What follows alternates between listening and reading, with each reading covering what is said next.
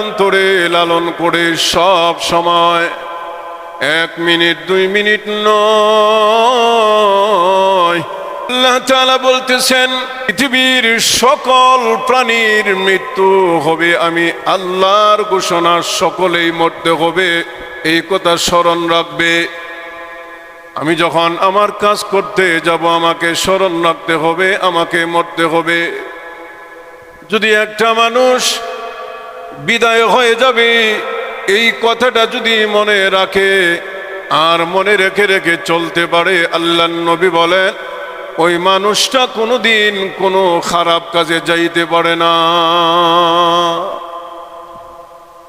যেই মানুষটা দুনিয়ার থেকে বিদায় হবে এই চিন্তাটা যদি তার অন্তরে লালন করে সব সময়, 1 মিনিট 2 মিনিট নয়, 24টা ঘন্টায় আমাকে আপনাকে মনে রাখার জন্য আল্লাহ নির্দেশ করেছে। এরে মানুষ, 24 ঘন্টার ভিতরে একটা সেকেন্ডও তোমার জন্য দেওয়া হবে না।